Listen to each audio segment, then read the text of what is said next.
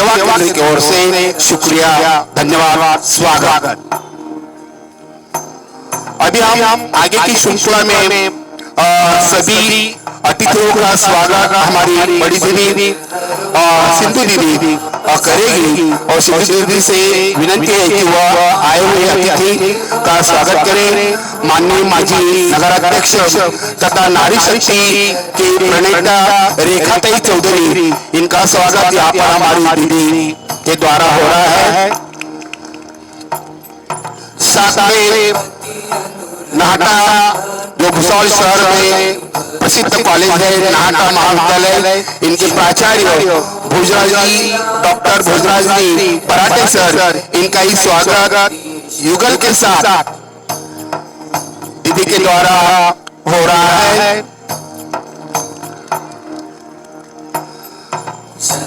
साथ में कोटेचा महाविद्यालय के डॉक्टर प्राचार्य जीवन जी दांडे सर, इनका ही स्वागत युगल के साथ हमारी दीदी के द्वारा यहाँ पर हो रहा है।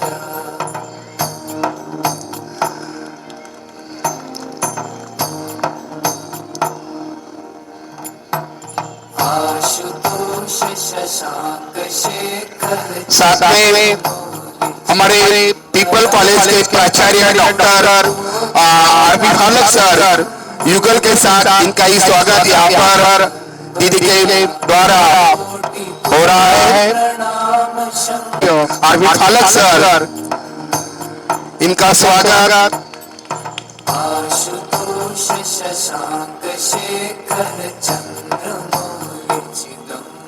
हमारे बड़े भैया जिनको हम कहते हैं ऐसे नींबू के व्यापारी विजय लोकवानी, इनका ही स्वागत दीदी के द्वारा यहाँ पर हो रहा है।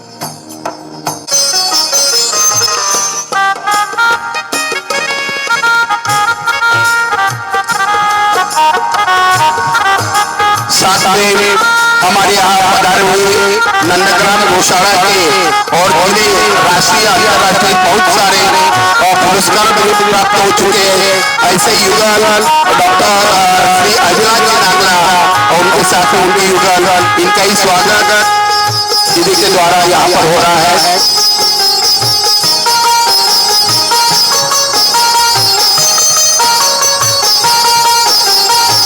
नारी शक्ति कहाँ पीछे नहीं हटती, इसलिए यहाँ पर अखिल भारतीय लेवा महासंघ के माध्यम से बहिनाई महिला ब्रिगेड जो है उनकी जिलाध्यक्ष तथा सामाजिक और पर्यावरण में जिनका काम है ऐसी स्वाति बोले, इनका ही स्वागत यहाँ पर हमारी दीदी के माध्यम से।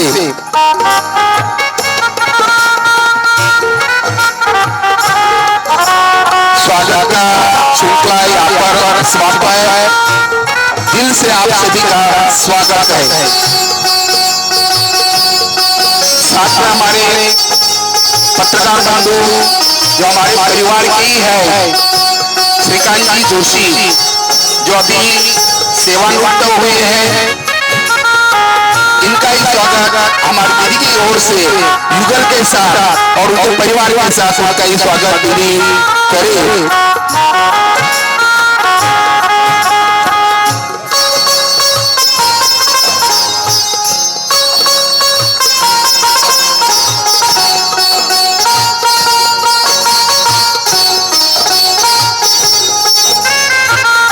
सभी मेहमानों से विनती है कि अभी आरती के लिए आरती का कार्यक्रम का प्रोग्राम इस तरह रहेगा। पहले पूजन होगा, उसके बाद आरती होगी, आरती होने के बाद सहस्त्र शिवलिंग दर्शन होगा, उसके बाद में मेडिटेशन हॉल में 5 मिनट के लिए मेडिटेशन होगा, उसके बाद आप दर्शन समझ सकते हैं। और होने के बाद यहाँ पर एक ड्रामा रहेगा, जिस ड्रामा में शांति की खोज और आत्मा परमात्मा मानव शिव और शंकर में क्या अंतर है, इसके बारे में यहाँ पे ड्रामा होगा। तो आप सभी को विनती है कि आप आरती के लिए पूजन के लिए वो आपको स्थान करें।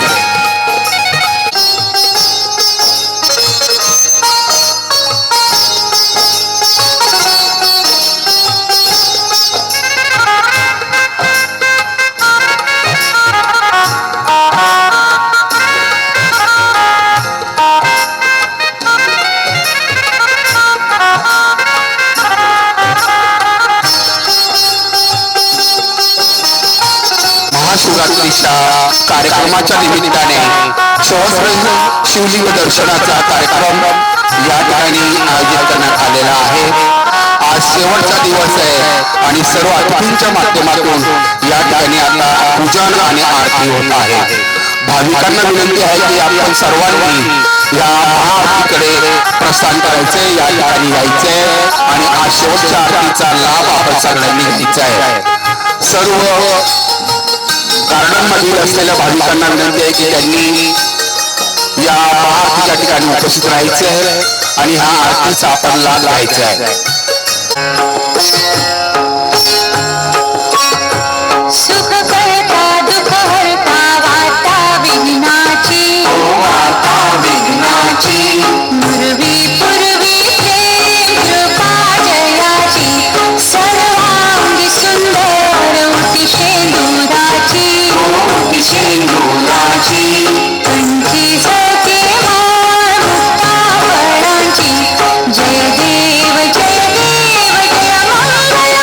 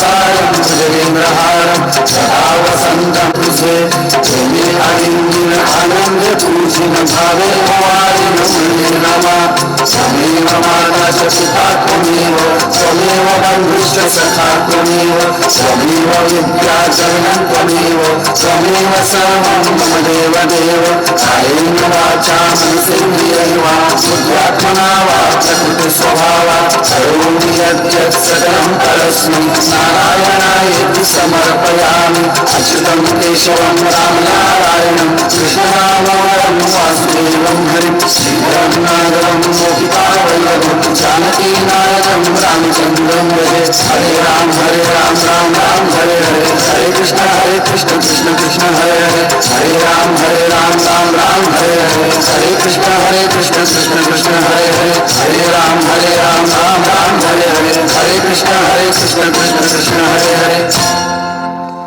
आरती पाठीमागचा लाभ घ्यावा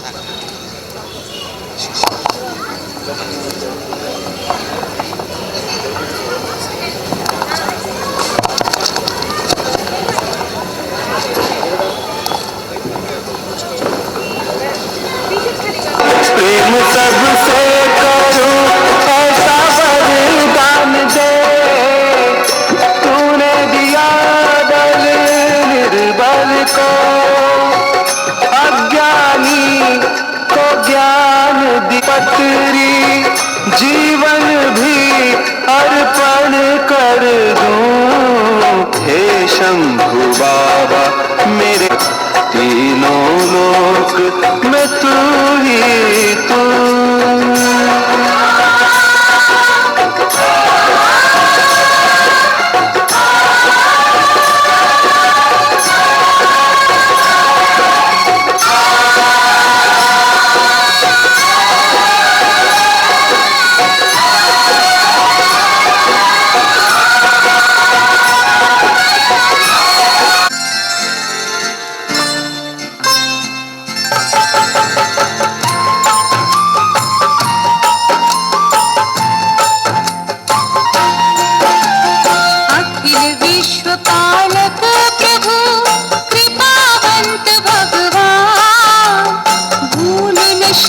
ओम शांति। सभी 1 सेकंड के लिए रिलैक्स होकर बैठिए। मस्तक से लेकर पैर तक अपने संपूर्ण शरीर को रिलैक्स करो।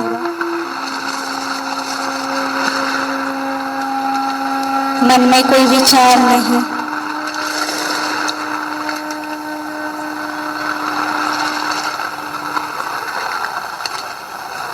मन और बुद्धि को स्थिर,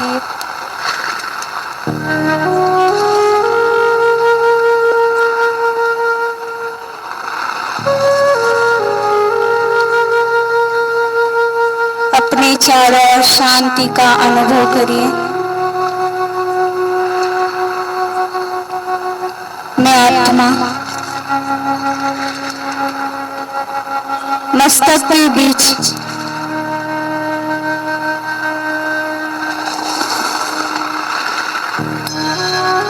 चमकता हुआ एक सितारा। मैं आत्मा इस 5 तत्व के देह को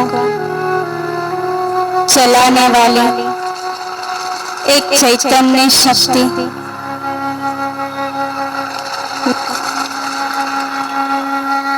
इस सृष्टि रंगमंच पर देह रूपी वस्त्र धारण कर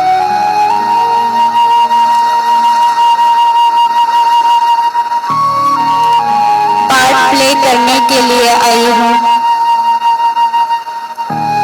मैं आत्मा मेरा निजी स्वरूप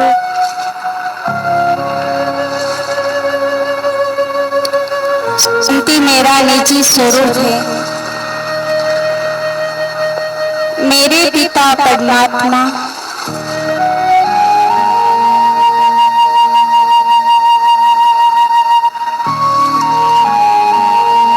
मुझ आत्मा को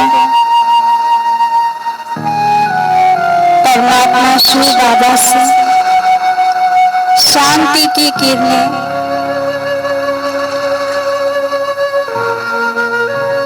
आ रही है।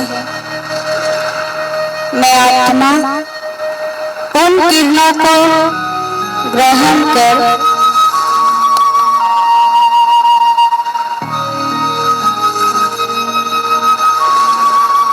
एक सेकंड के लिए गेम शांत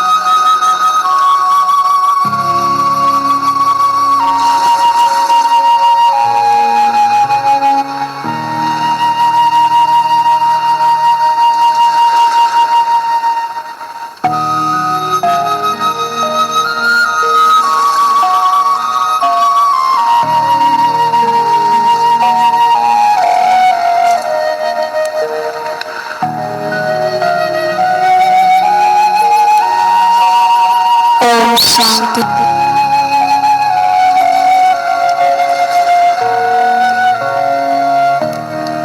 ओम शांति।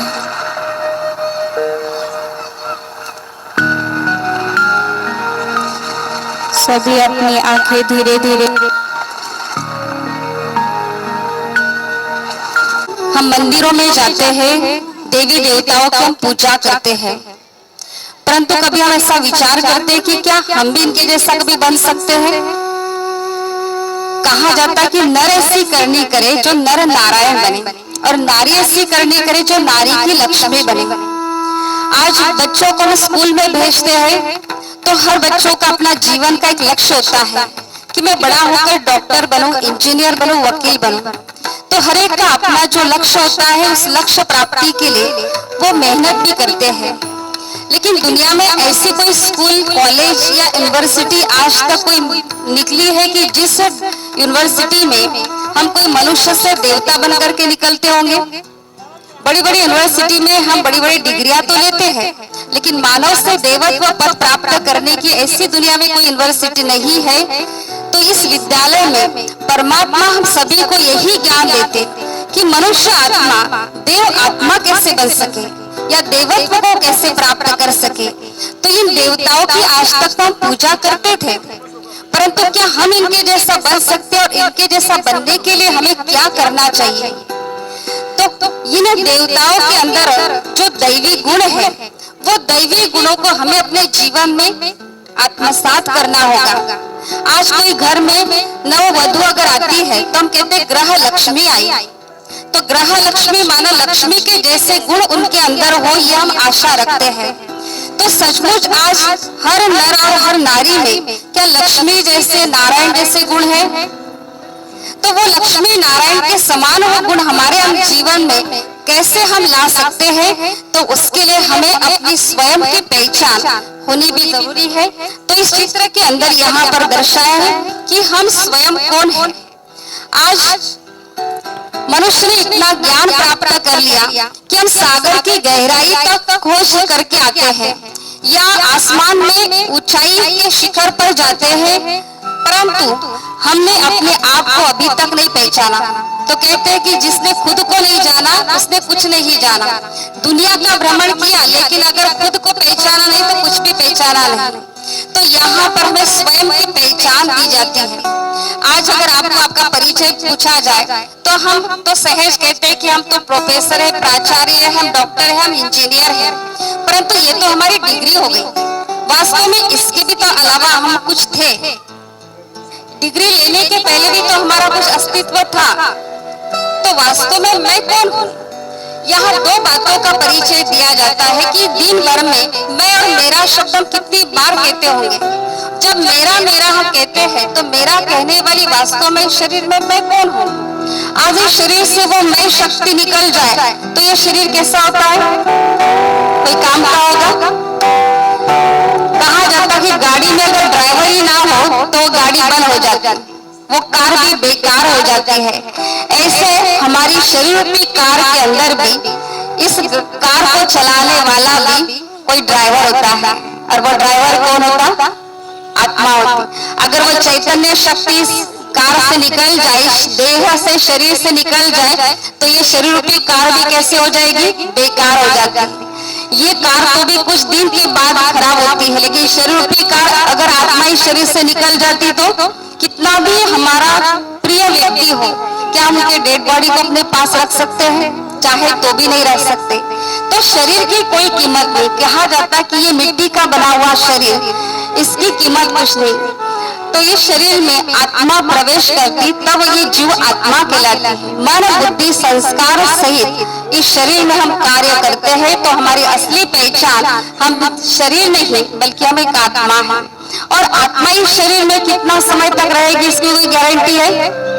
कोई कह सकता कि मैं 60 साल 80 साल 90 साल तक इस शरीर में रहने वाला हूँ? शरीर की कोई गारंटी नहीं। कहते हैं कि एक दिन आना एक दिन जाना, संसार मुसाफिर खाना, एक दिन आना एक दिन जाना। जो भी आए हैं उसको इस संसार से होकर के कभी ना कभी तो जाना होता है, परंतु हमें कहाँ जाना है, अपना घर कौन सा है, तो यहाँ इस चित्र के अंदर हमें बताया गया है। तो यहाँ दिखाए कि कहते हैं कि सृष्टि एक रंगमंच नाटकशाला है, और एक समय यहाँ पर हम आए थे, अब वापस हमें उसी घर वापस लौटना है।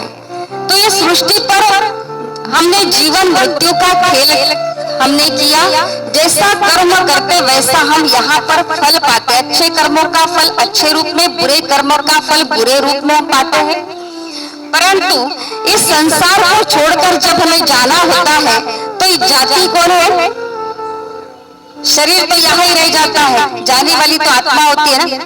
अगर किसी की मृत्यु हो जाती तो डेड बॉडी पड़ी होती है, हम बच्चों को क्या कहते हैं? बेटा पिताजी चले गए, दादाजी चले गए। कहाँ गए? तो भगवान के पास गए। तो गई कौन? आत्मा गई ना। शरीर तो यहाँ है लेकिन जाने वाली आत्मा है। तो यहाँ हम आत्माओं का घर है। तो आत्मा का भी एक घर होता है। जैसे आप यहाँ पर आए हैं, थोड़े समय के लिए आए हैं, तो सबके बुद्धि में क्या है कि अपने घर से आए हैं, अपने घर हमें थोड़े समय के बाद फिर लौटना है। ऐसे संसार के अंदर भी हम कुछ समय के लिए इस धरती पर आए थे। जब आए थे संसार में तो बहुत अच्छे दैवी गुणों से आत्मा संपन्न थी। जीवन मृत्यु का खेल करने के लिए हमें बड़ा आनंद आ रहा था, लेकिन कई जन्मों का खेल करते करते आत्मा की पावर क्षीण हो गई और हम छोटी छोटी बातों में मायूस हो गए, या आत्मा की विल पावर कम हो गई, मनोबल हमारा कमजोर हो गया, और इसलिए हम क्या सोचते हैं कि अरे इससे अच्छा तो इस संसार में नहीं रहना। तो कई लोग क्या कहते हैं कि भगवान के पास चले जाए, मोक्ष प्राप्त हो जाए तो अच्छा है। तो भगवान के पास जाना तो चाहते हैं, लेकिन उनका घर का रास्ता हमें पता नहीं। तो यहाँ दिखाए कि सूर्य चंद्र तारा गण के भी पार सूक्ष्म वतन एक बहुत सुंदर दुनिया है, और उसी के ऊपर एक उससे भी बहुत सुंदर दुनिया है जहाँ चारों ओर लाल ही लाल प्रकाश है। और उस प्रकाशमय दुनिया में हम सभी आत्माओं का घर है, जिसको परम धाम, शांति धाम, निर्वाण धाम कहा जाता। हम आत्माओं का ही घर नहीं, लेकिन आत्माओं का पिता परमात्मा, जिनको गॉड, ईश्वर, अल्लाह, भगवान, परवरदिगार कहा जाता है, उस ईश्वर का भी घर परम धाम ही है। और इसीलिए ईश्वर सबसे ऊपर रहते हैं। इसलिए भगवान की महिमा में क्या कहते हैं? ऊंचा तेरा नाम है, ऊंचा तेरा काम है, ऊंचा तेरा ठाव है। रहने का घर भी कहाँ है? सबसे ऊपर ही है। हमने मंदिरों में भगवान को याद करने के लिए मंदिर बनाए, किसी ने मस्जिद बनाए, किसी ने गुरुद्वारे बनाए, लेकिन जब भी भगवान के लिए इशारा करते तो कहाँ करते हैं? भगवान ऊपर से देख रहा है, तो जरूर उनका घर कहाँ होगा? ऊपर है। तो उस ऊपर रहने वाले ईश्वर को हम सभी याद तो करते हैं, लेकिन वो ईश्वर पिता कौन है? आज देखो महाशिवरात्रि इतनी हम धूमधाम से मनाते, श्रद्धा से हम दिन भर उपवास करते, रात को जागरण करते हैं, लेकिन उस शिव परमात्मा की असली पहचान भगवान कौन है, उनकी पहचान क्या है? जब तक परमात्मा कहते तुम खुद को नहीं जानोगे तो खुदा को नहीं जान सकते। तो ईश्वर को जानने के लिए हमें अपनी पहचान भी होना जरूरी है। हमने अपनी पहचान तो देह के रूप में कर ली, लेकिन बताया कि ये देह के अंदर तो तुम कौन हो? आत्मा हो, एक चैतन्य शक्ति है, वो अजर अमर अविनाशी है। शरीर तो नाशवान होता है लेकिन आत्मा उसमें चैतन्य शक्ति है। तो यहाँ हम आत्माओं का पिता परमात्मा, उनकी पहचान बताई है। आज हम भगवान के पास मंदिर में जाते हैं तो कहते तुम माता पिता हम बालक तेरे, तुम्हारी कृपा से सुख घने रे। हे भगवान, अगर तुम्हारी कृपा हमारे ऊपर हो जाए तो हमें सुख मिलेगा। हम प्रार्थना तो करते हैं क्या, लेकिन सचमुच हमें भगवान का दर्शन हो गया, सुख जीवन में मिल चुका नहीं। क्यों? क्योंकि भगवान कौन है यही हमें सच्चा पता नहीं है। और इसीलिए परमात्मा कहते हैं मुझे स्वयं इस धरा पर आकर अपना स्वयं का परिचय स्वयं ही देना पड़ता है। तो यहाँ पर हमें परमात्मा की पहचान बताई है। देखो, जो मनुष्य आत्माएं होते हैं तो मनुष्य आत्माओं का शरीर मनुष्यों के जैसा होगा। अगर कोई बच्चा जानवर का बच्चा है तो जानवर का बच्चे का पिता जानवर के जैसा होगा। मनुष्य आत्मा है तो उनके पिता मनुष्य के जैसे होंगे। तो आत्मा का पिता कैसा होना चाहिए? अगर इंसान का पिता इंसान है तो आत्मा का पिता भी आत्मा के जैसे ही होना चाहिए। तो आत्मा का पिता परमात्मा जो निराकार है, स्वयं वो है, ईश्वर स्वयं है, उनको किसी ने निर्माण नहीं किया है, वो स्वयं निर्मित है और निराकार है। उनको मानवीय आकार न होने के कारण आज हम उनकी क्या करते हैं, ज्योतिर्लिंगम के रूप में हम पूजा करते हैं। भारत में 12 ज्योतिर्लिंगम प्रसिद्ध है। परमात्मा को हमने अलग अलग नामों से तो याद किया लेकिन उनका असली नाम है शिव। शिव अर्थात कल्याणकारी, वो सभी का कल्याण सदा का कल्याण करते हैं, इसलिए कहा जाता सदा शिव। और उनकी महिमा में हम क्या कहते हैं, वो प्रेम के सागर है, वो शांति के सागर है, वो आनंद के सागर है। लेकिन देखो कितनी विडंबना है कि हमारे पिता के पास शांति कितनी है, सागर जितनी, प्यार कितना है, सागर जितना, और हम उन्हीं के बच्चे होने के बाद भी शांति के भिखारी बनते हुए हमको मांगना पड़ता है। क्यों मांगना पड़ रहा है? वास्तव में जो पिता की प्रॉपर्टी है वो बच्चों की होती है, उसका अधिकार होता है ना, लेकिन हमें मांगना पड़ता क्योंकि हमने भगवान के साथ रिश्ता क्या जोड़ा कि वो तो भगवान है, हम भक्त है, तो भक्तों को मांगना पड़ता। भगवान कहते तुम भक्ति में महिमा गाते थे कि तुम माता पिता हम बालक थे, तो बालक तो कहे लेकिन हमने वो अनुभव तो नहीं किया ना। अब वो रिश्ता हमें परमात्मा पिता के साथ जोड़ना है। तो वो जो जैसा है वैसे, अगर परमात्मा कहते मैं जो हूँ जैसा हूँ वैसा तुम मुझे पहचानोगे तो तुझे मेरी प्राप्ति होगी, तुम्हें मांगना नहीं पड़ेगा, अपने आप तुम्हें सुख शांति मिलेगी। वास्तव में शांति आत्मा का स्वधर्म है, मांगना नहीं पड़ेगा, लेकिन अपने स्वधर्म में स्थित होकर परमात्मा को याद करते हैं तो शांति ये अपने आप हमें मिल जाएगी। तो उस निराकार पिता को हम सभी धर्म की आत्माएं एक ही ईश्वर को याद करते हैं। कहा जाता सबका मालिक एक ही है। हमने धर्म के अनुसार ईश्वर को अलग अलग नाम तो दे दिए कि किसी ने उनको अल्लाह कहा, कोई उनको गॉड कहते हैं, कोई ईश्वर कहते हैं, कोई भगवान कहते हैं, लेकिन कहा जाता सबका मालिक तो एक ही होता है। तो एक ही ईश्वर पिता कौन है? तो यहाँ पर दिखाया कि सभी धर्म की आत्माएं जब एक ईश्वर को याद करती है तो उन्होंने उंगली से इशारा ऊपर की ओर कहते हुए यही कहा गॉड इज लाइट। क्राइस्ट जब गॉड को याद करते तो कहते गॉड इज लाइट, परमात्मा प्रकाश का पुंज है। गुरु नानक जी भी जब ईश्वर के लिए संदेश देते हैं तो यही कहते ओम एक ओंकार निराकार, ईश्वर निराकार है। उन्होंने भी ईश्वर को निराकार के रूप में कहा। मुस्लिम धर्म के अंदर भी संग अस्वद नाम का काबा का पत्थर जिसको प्यार से स्पर्श करते हैं तो वहां भी निराकार की ही प्रतिकृति है, उनको अल्लाह कहकर के याद करते। और जब भी वो अल्लाह कहते हैं तो ऊपर इशारा करते हुए अल्लाह कहते हैं, उन्होंने भी उस ऊपर वाले को ही याद किया। और हिंदू धर्म में हम लोग क्या करते हैं, उस परमात्मा शिव की ज्योतिर्लिंगम के रूप में हम याद करते हैं। तो धर्म पिताओं के भी वो पिता है, मनुष्य आत्माओं के भी पिता है, इतना ही नहीं तो देव आत्माओं के भी पिता है। इसलिए रामेश्वरम में कहा गया कि श्री रामचंद्र जी ने भी भगवान शिव की लिंग स्थापित करके उनकी पूजा की। तो वो देवों के भी देव, इसलिए महादेव कहा जाता है। भगवान एक है और देवी देवताएं कितने हैं? 33 कोटि देवताओं का गायन किया जाता है, लेकिन वो सारे 33 कोटि देवताओं के भी पिता वो एक ही ईश्वर है, उनके ऊपर कोई शक्ति नहीं होती। तो सुप्रीम पावर वो एक ही है, जो सब आत्माओं का पिता होने के कारण हम उनको पिताओं के पिता, परम पिता कहते हैं। अब वो पिता इस सारे संसार का कारोबार करते हैं। तो परमात्मा पिता ने संसार को चलाने के लिए क्या किया? 3 देवताओं की स्थापना की, ब्रह्मा, विष्णु और महेश। तो तीनों के रचयिता ब्रह्मा को निर्माण करके परमात्मा क्या करते हैं? सृष्टि का नव निर्माण का कार्य करते हैं।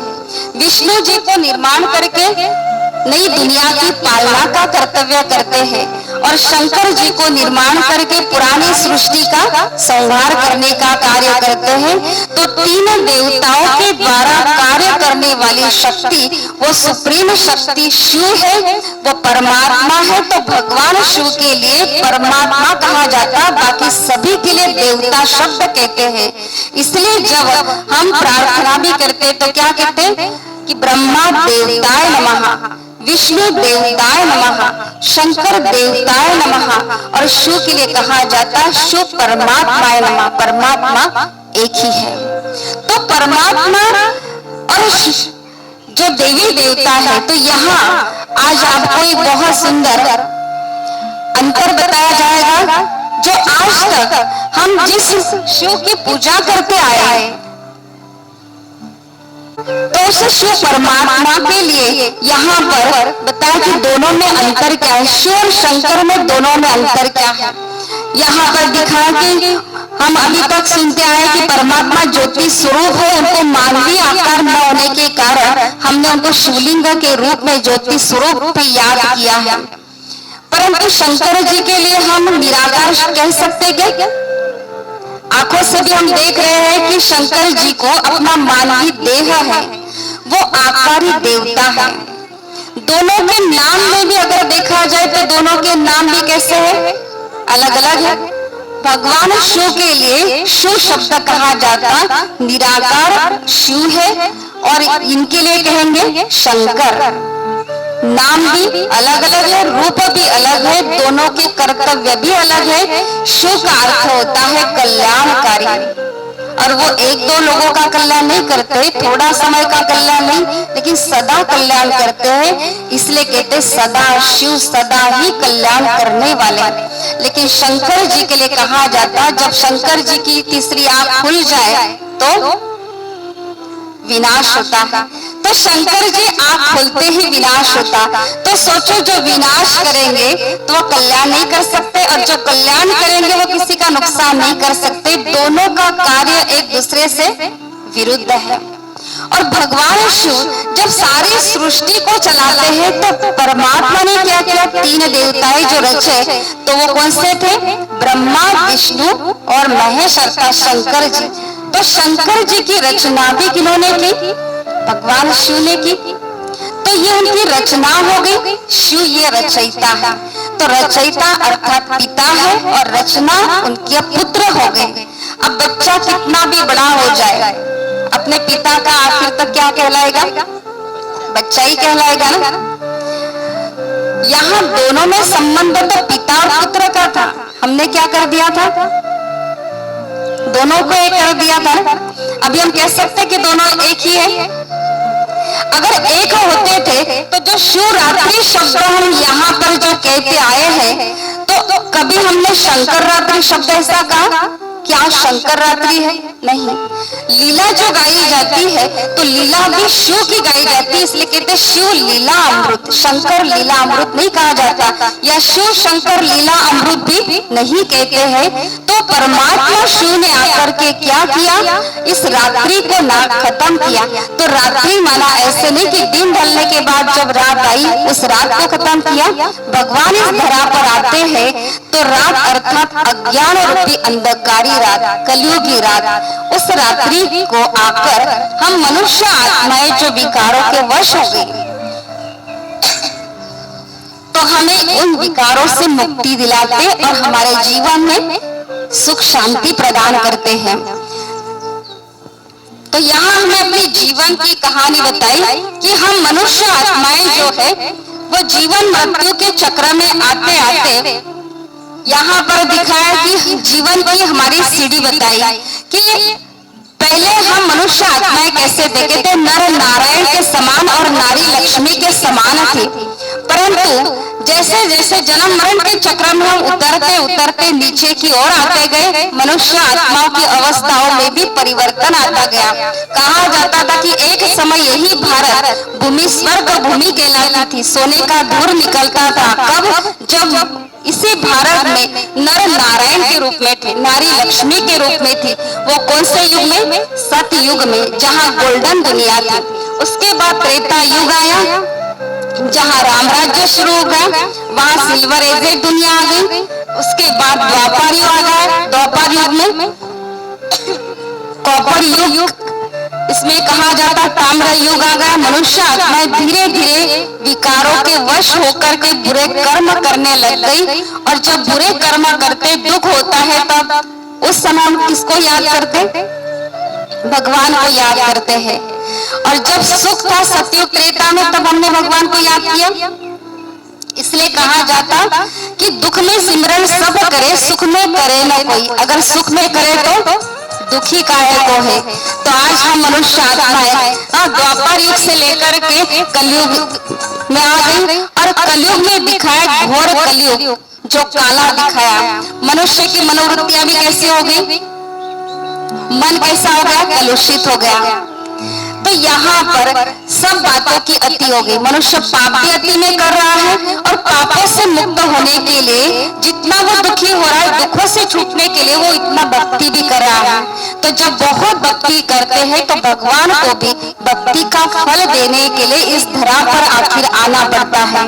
तो हम जीवन मृत्यु की सीढ़ी उतरते उतरते जब लास्ट समय पर आ जाती है, तो यहाँ पर स्वयं भगवान को हमारा कल्याण करने के लिए कहते हैं, नर अब तो ऐसी करनी कर जो पुनः नर से नारायण बन सके, नारी से लक्ष्मी बन सके। तो मनुष्य आत्मा पुनर्जन्म में कोई पशु पंछी के योनि में नहीं जाते। मनुष्य आत्माओं का मनुष्य का ही जन्म होता है, लेकिन वो धीरे धीरे गिरावट की ओर आ गया। अब फिर से उनको मानव से देवत्व को प्राप्त करने के लिए भगवान इस धरती पर आ चुके हैं। तो इसमें दिखाया कि गीता के अंदर कहा कि यदा यदा धर्मस्य ग्लानिर्भवति भवति भारत, कि जब जब धर्म की ग्लानि होती तब तब अधर्म का विनाश करने के लिए मैं आता हूँ। तो पापों का नाश तो करते ही करते, लेकिन हमारा जीवन सुखमय कैसे बने उसका बहुत सुंदर तरीका परमात्मा में सिखाते हैं। तो कहा जाता कि कर्म योग कर, घर गृहस्थी छोड़कर के जंगल में जाने की आवश्यकता नहीं, तपस्या करने की आवश्यकता नहीं, लेकिन परिवार के बीच में परिवार को संभालते हुए भी, अपना पूरा कर्तव्य करते हुए भी अपना जीवन सुखमय आप कैसे बना सकते हैं, वो कर्म योग की सहज साधना परमात्मा यहाँ पर सिखाते हैं। कहा जाता हाथ कारडे दिल यारडे, कि हाथों से तुम कर्म करो लेकिन मन बुद्धि ईश्वर के साथ आप जोड़ करके रखो। तो यहाँ आज घर परिवार में जो दुख अशांति वाला परिवार है, तो आज हरेक को क्या चाहिए?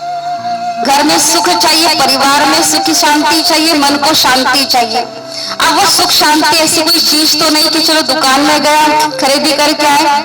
ऐसा कोई मॉल है जहाँ 1 किलो शांति मिलती होगी, आधा किलो सुख मिलता होगा, बड़े बड़े मॉल में बड़ी बड़ी चीजें तो मिल सकती है, लेकिन ऐसा कोई दुकान नहीं जहां पर हमें सुख शांति मिल सकती है। तो ये आध्यात्मिक ज्ञान के द्वारा परमात्मा से ही हमें वो सुख शांति की प्राप्ति होगी।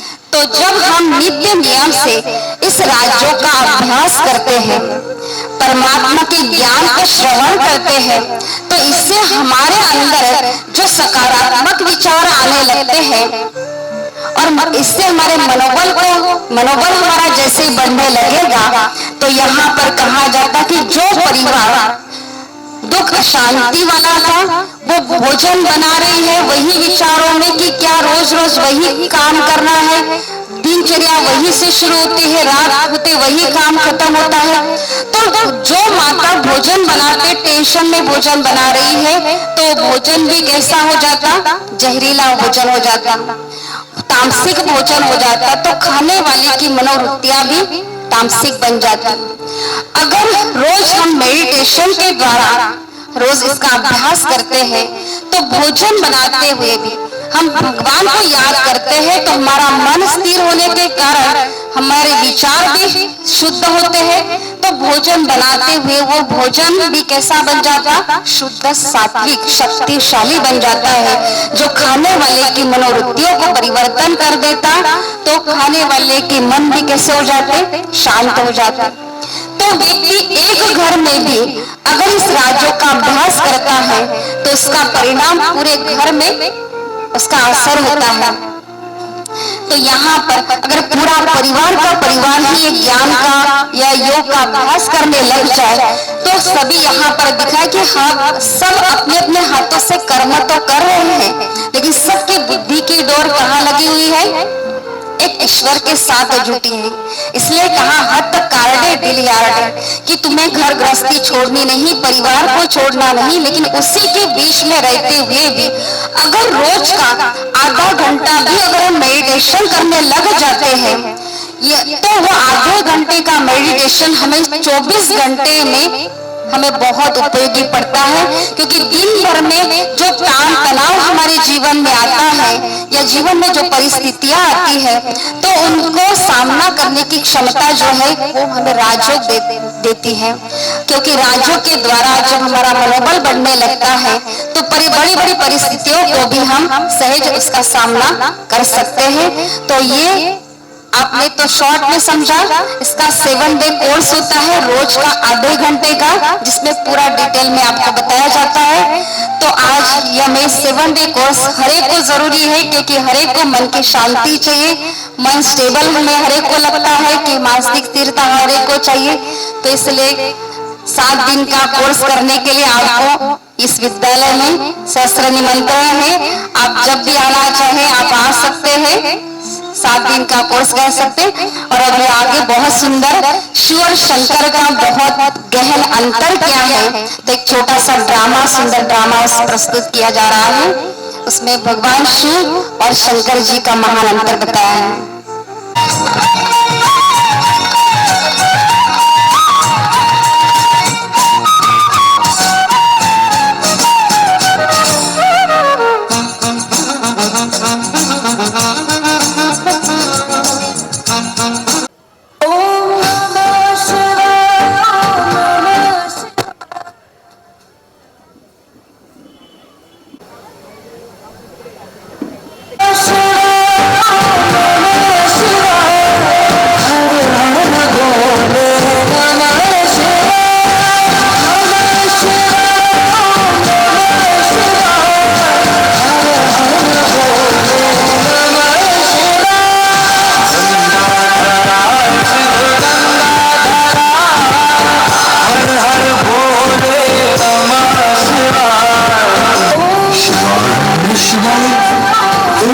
शिवाय, यह क्या हमने कभी इस पर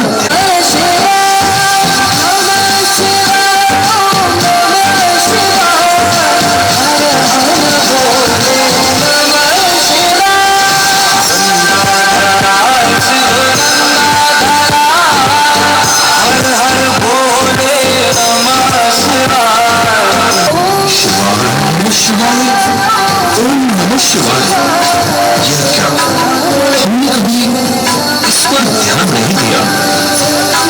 मैं तो पहली बार शंकर जी के मुख से शिव जी का नाम सुन रहा हूं। जब महादेव शिव शंकर भी सब कुछ है, तो उनके मुख से शिव का ध्यान लगाना, नारायण नारायण, इसका क्या रहस्य? इसका रहस्य तो मुझे पता करना ही होगा। लगता है आप भी इसमें विचार कर रहे होंगे। क्यों भाइयों और बहनों? नारायण नारायण नारायण नारायण नारायण नारायण। अब यह बुद्धि तो प्रभु स्वयं ही सुलझा सकते हैं। उठिए प्रभु। हे शिव शंकर, कैलाशपति, अपनी तपस्या को विराम देकर हमारी समस्या का समाधान कीजिए। नारायण नारायण नारायण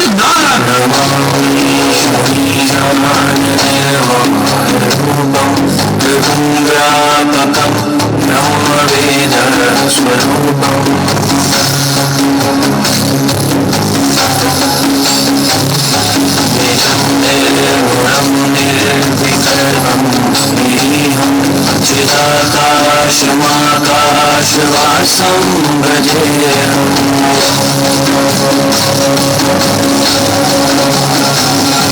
निराकारमोङ्कारमूलं तुरीयं गिराज्ञानगोतीतमीशं गिरीशम्।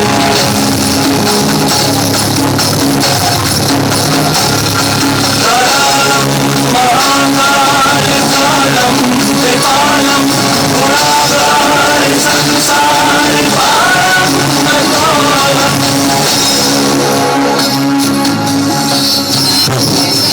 हम सभी आपको ही शिव और शंकर मानते आए, परंतु आज यहाँ आने पर पता चल रहा है कि आप भी स्वयं किसी अद्भुत शक्ति के ध्यान में मग्न थे। आप शिव जी का ध्यान कर रहे थे, तो फिर कोई दूसरा भी आपकी तरह शिव है? दूसरा शिव? नारद, सर्वदेवों के देव महादेव स्वयंभू, सर्वशक्तियों के अधिपति एक ही है। हम तीनों, ब्रह्मा, विष्णु और मैं, उनकी ही रचना है, जिसका नाम शिव है। और शिव तो एक ही है जो निराकार है, और वे हम सबसे ऊंच हैं। प्रभु, शिव आप सबसे ऊंच हैं, परंतु प्रभु आप और शिव में अंतर क्या है? जरा इस बात को स्पष्ट कीजिए प्रभु। नारद, हम सभी देवताओं को अपना शरीर है, और किसी भी देहधारी को परमात्मा व शिव कहना अज्ञान है। शिव अर्थात शव से परे, ना तो उन्हें साकार, ना ही हमारी तरह आकारी शरीर है। वे तो प्रकाश स्वरूप है, दिव्य ज्योति है। इसलिए ही मेरे सामने ज्योतिर्लिंग सदा ही रहता है। आपने जो 12 ज्योतिर्लिंगों का दर्शन किया, यह ज्योतिर्लिंग ज्योति स्वरूप परमात्मा शिव का ही यादगार है। गोत्र न कोई शिव जी का है, ना कोई ना परिवार, अपने सत्य से हुए स्वयं हुए साकार। यही सृष्टि के कारण है, शिव एकमात्र है अनंत। यही सकल है, यही चराचर, इनका आदि न अंत। नारायण नारायण। वाह प्रभु, आपने तो ज्योतिर्लिंग का अद्भुत रहस्य बता दिया। किंतु प्रभु, आपके पास तो वो तीसरी आंख है जिसे खोलते ही विनाश होता है। नारायण नारायण।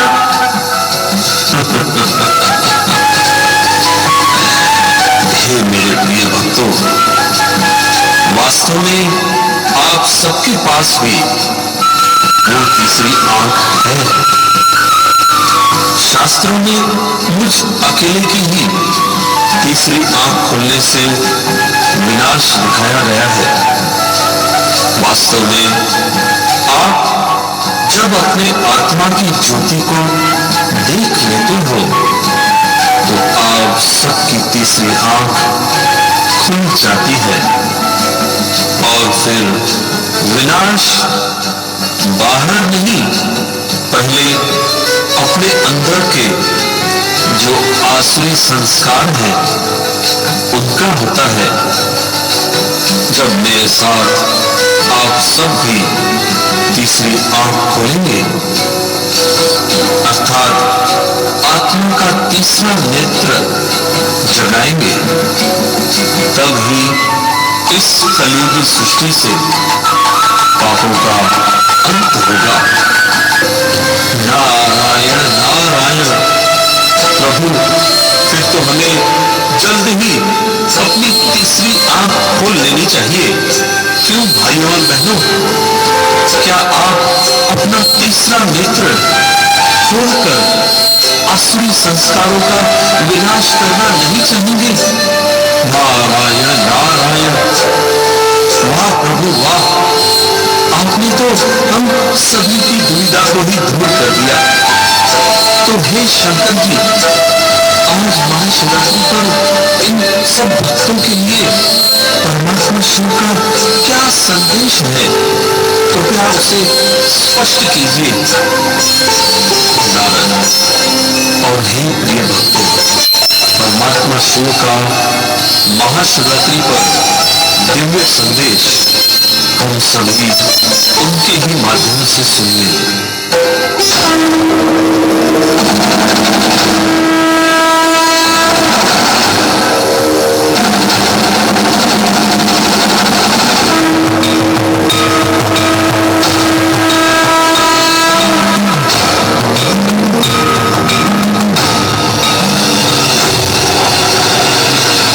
मैं सर्व मानव आत्माओं का पिता हूँ, विशाल विश्व का अधिपति हूँ, ज्योति बिंदु स्वरूप त्रिमूर्ति शिव परमात्मा हूँ। मैं परम पवित्र परम धाम निवासी हूँ। मेरे वाणी बच्चे, तुम भी परम धाम निवासी हो। मैं हर कल प्रजापिता ब्रह्मा द्वारा एक ही सत्य धर्म की स्थापना, विष्णु द्वारा स्वर्ग पालना व शंकर द्वारा पुरानी पतित दुनिया का विनाश करता हूँ। इन तीनों मूर्तियों द्वारा ये महान तीन कार्य कराने वाला त्रिमूर्ति शिव परमात्मा मैं ही हूँ।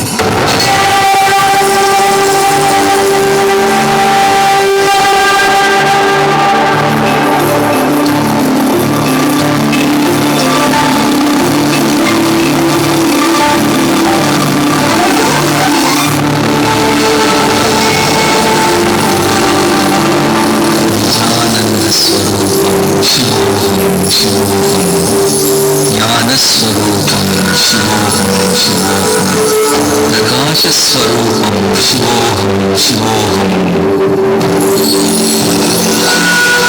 मैं एक साधारण वृद्ध मानव शरीर में दिव्य अवतरण लेकर सत्य धर्म की स्थापना कर रहा हूँ। उस वृद्ध मानव का ही नाम है प्रजापिता ब्रह्मा।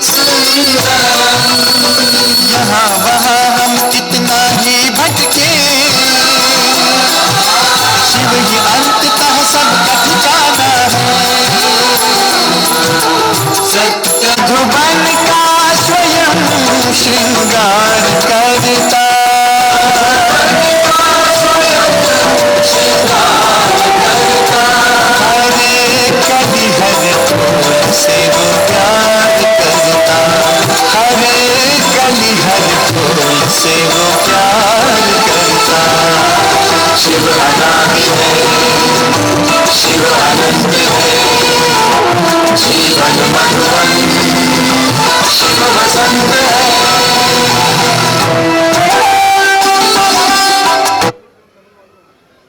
इसके बारे में यहाँ पर बताया गया है। अब एक छोटा सा नृत्य यहाँ पर भगवान शंकर जी के द्वारा हो रहा है, इसका लाभ आप सभी ले। एक छोटा सा नृत्य नृत्य भी शुरू हो चुका है।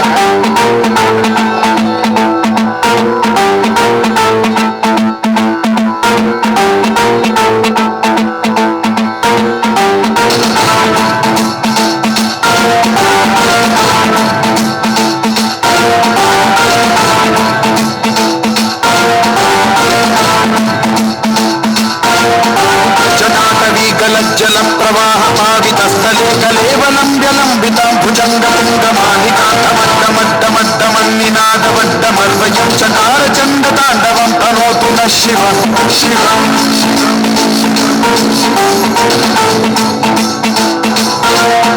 जटाकटाह सम्भ्रम भ्रमन् निलिम्ब निर्झरी विलोल वीचि वल्लरी विराजमान मोहनी ज्वलल्ललाट पट्टपावके किशोर चन्द्रशेखरे रतिः प्रतिक्षणं मम।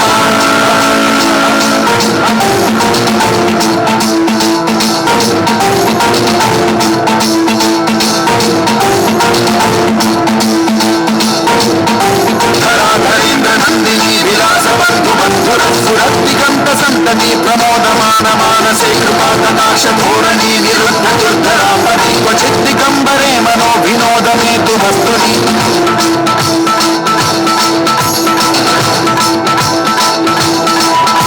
जटा भुजंग पिंगल सुरत्सरामणि प्रभा कदंब कुंकुमद्रव प्रलिप्त दिग्वधूमुखे मदान्ध सिंधुर सुरत्वगुप्तरीय मेधुरे मनो विनोदमद्भुतं बिभर्त भूत भर्तरि।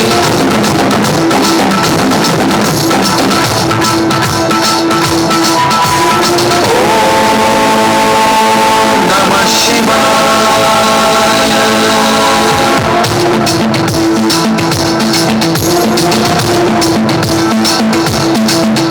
सदा शिवं भजाम्यहं, सदा शिवं भजाम्यहं। ओम नमः शिवाय।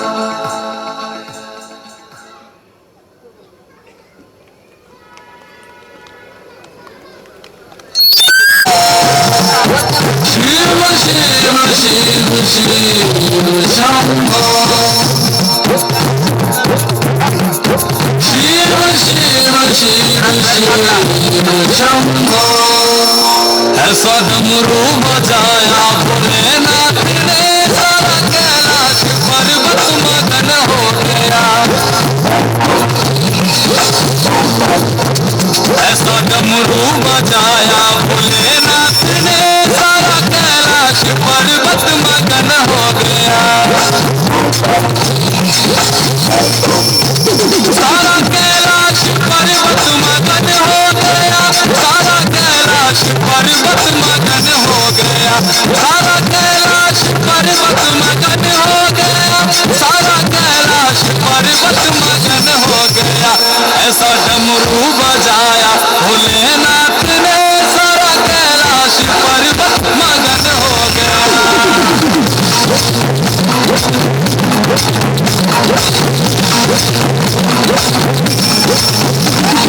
डमरू को सुनकर जी काला जी आए, काला जी आए संग राधा भी आए।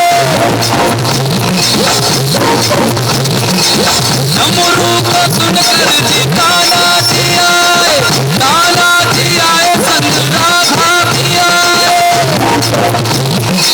सखियों का मन भी मगन हो गया, सारा कैलाश पर्वत मगन हो गया। ऐसा डमरू बजाया भोलेनाथ ने, सारा कैलाश पर्वत मगन हो गया।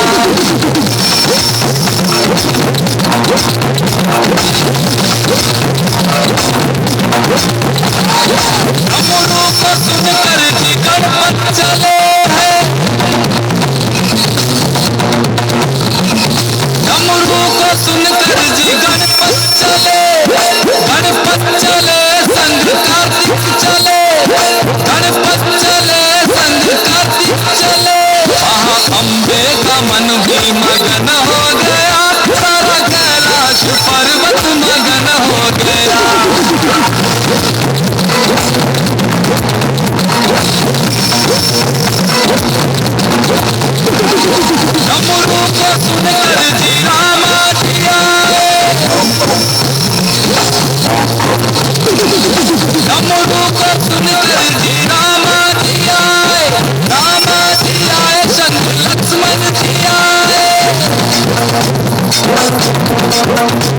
भैया सीता का मन भी मगन हो गया, ऐसा डमरू बजाया भोलेनाथ ने, ऐसा डमरू बजाया भोलेनाथ ने, सारा कैलाश पर्वत मगन हो गया। डमरू को सुनकर जी ब्रह्मा चले, ब्रह्मा चले विष्णु चले, डमरू को सुनकर जी ब्रह्मा चले, यहाँ ब्रह्मा चले वहाँ विष्णु चले। भैया लक्ष्मी का मन भी मगन हो गया, सारा कैलाश पर्वत मगन हो गया, ऐसा डमरू बजाया भोलेनाथ ने, सारा कैलाश पर्वत मगन हो गया।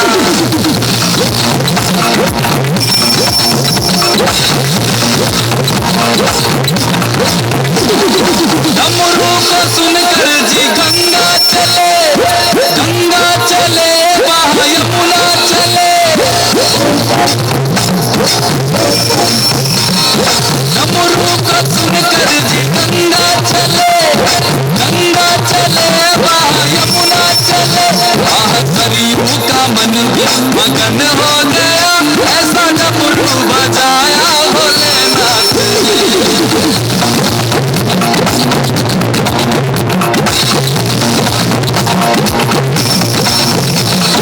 डमरू का सुनकर जी सूरज चले, सूरज चले वहाँ चंदा चले, डमरू का सुनकर जी सूरज चले, सूरज चले वहाँ चंदा चले, सारे तारों का मन भी मगन हो गया, ऐसा डमरू बजाया भोलेनाथ ने, ऐसा डमरू बजाया भोलेनाथ ने, सारा कैलाश पर्वत मगन हो गया।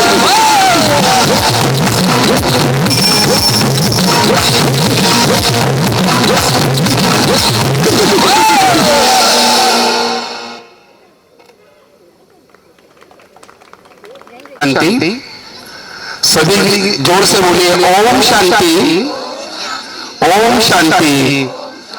आप सभी ने अभी आत्मा और परमात्मा के बारे में और शिव और शंकर के अलग किस तरह के हैं इसके बारे में एक ड्रामा और एक छोटा रूप आपने देखा है। इसके पहले आप सभी ने सहस्त्र शिवलिंग दर्शन किया होगा, मेडिटेशन किया है, उसके बाद प्रदर्शनी आपने समझ ली है। इन सबको आपको अधिक जानकारी अगर लेना है तो आप हमारे जो सेवा केंद्र है डीएस हाई स्कूल मैदान के बाजू में ग्रीन लीफ होटल के पीछे आप अवश्य आइए और अपना साप्ताहिक कोर्स पूरा कीजिए। कम से कम आधा घंटा आप हर रोज दीजिए। अभी मैं हमारे जो मेहमान आए आप सभी को विनती करता हूं कि वो सामने आए। सभी मेहमान जो है राधेश्याम काका आप भी आइए, सर आप आइए, स्वाति भाई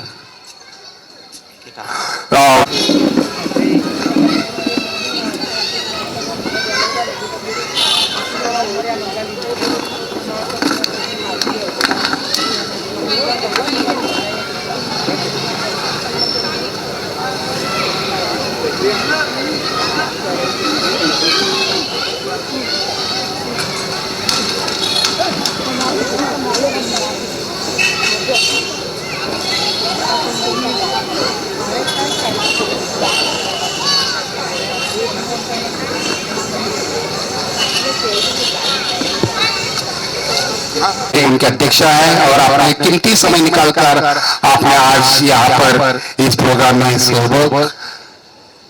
सहभाग लिया है, इसलिए आपका पूरे दिल से धन्यवाद।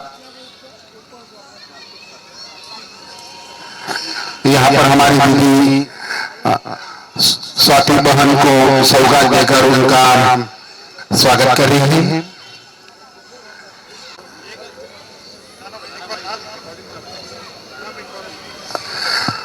सकार पत्र के और न्यूज़पेपर के पत्रकार श्री श्रीकांत जी जोशी, इनका ये स्वागत दीदी के द्वारा। हमारे भुसावल शहर के जाने माने और नए युवा नसोजा दी जा रही है। आप मुगल के साथ और बच्चों के साथ पधारे, आपका भी तहे दिल से धन्यवाद है। दीदी के द्वारा आप सौगात प्राप्त कर रहे हैं। नगर सेवक आशीष जी पटेल।